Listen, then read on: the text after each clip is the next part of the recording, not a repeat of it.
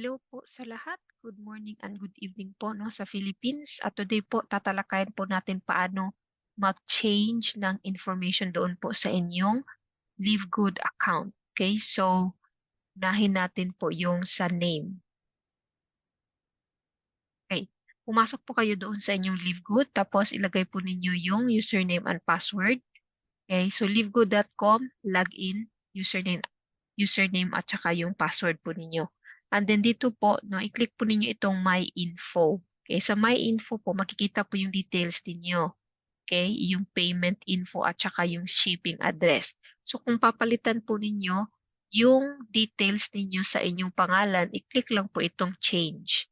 Okay, pag na-click po itong change, lalabas po yung first name, last name, email, at phone number. Pwede din po palitan ang inyong first name. Okay, and then username, please Joy, or anything na ilalagay po ninyo na username.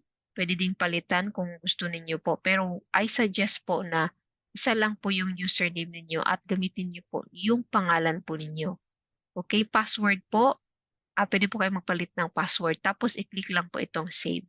Dito po pala sa name po, pwede po actually ninyo itong ibenta yung account ninyo kung ayaw na ninyo sa Livegood, or pwede din po ninyo na ipamana sa inyong mga anak, sa inyong friends or family, kasi pwede po ma-change yung mga details.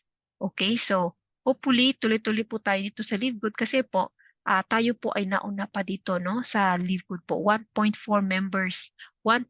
million members pa po dito sa Livegood. Alright. So, ang next po yung payment info. Ito po, no? Kung meron na po kayong GoTime card, dito po kayo mag-edit. I-click po yung change.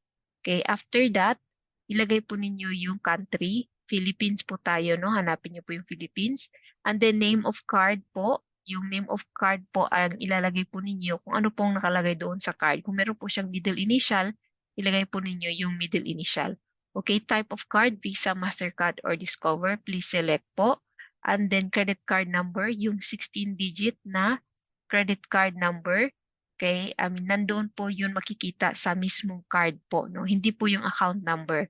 So, ang credit card number or debit number, nandun po talaga siya sa card, yung 16 digits. Okay, expiration date, ilagay po ninyo. And then security code, 3 or 4 digit.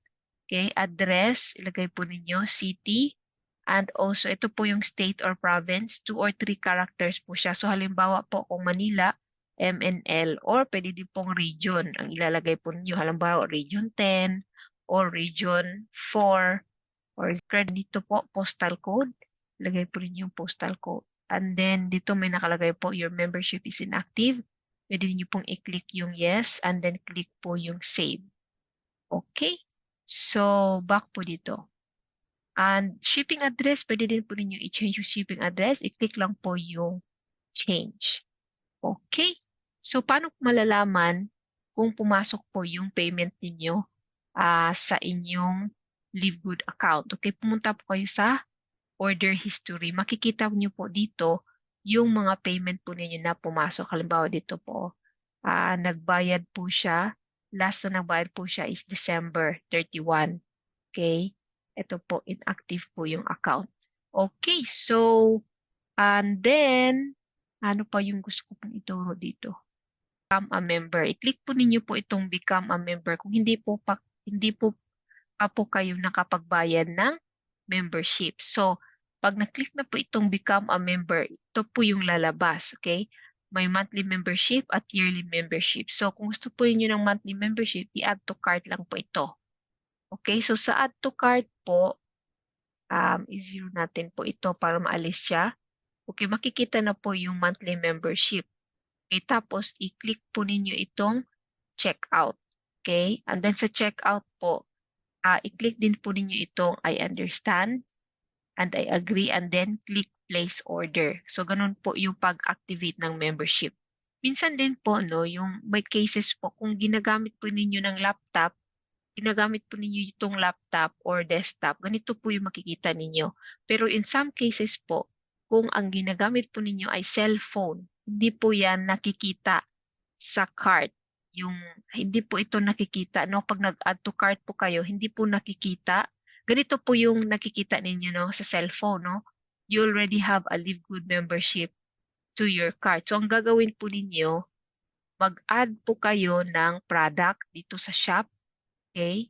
Halimbawa, ito i-add nyo lang po. No? Add to cart. Okay? Kasi po, mag-a-appear po yung monthly membership. Okay? Makikita nyo po siya. Okay? So, ang gagawin po ninyo dyan, ibalik po tayo. Add to cart. Okay? And then, gagawin po ninyo, i-zero nyo po ito.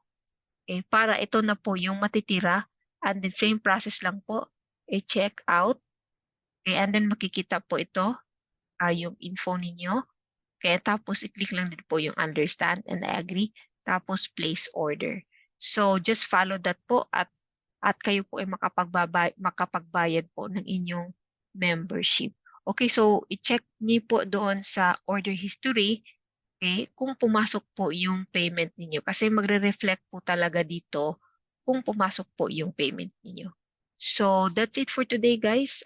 Hope naintindihan niyo po yung aking short video. And if meron po kayong mga tanong, please message me po. Salamat po at magandang gabi at magandang araw po sa inyong lahat.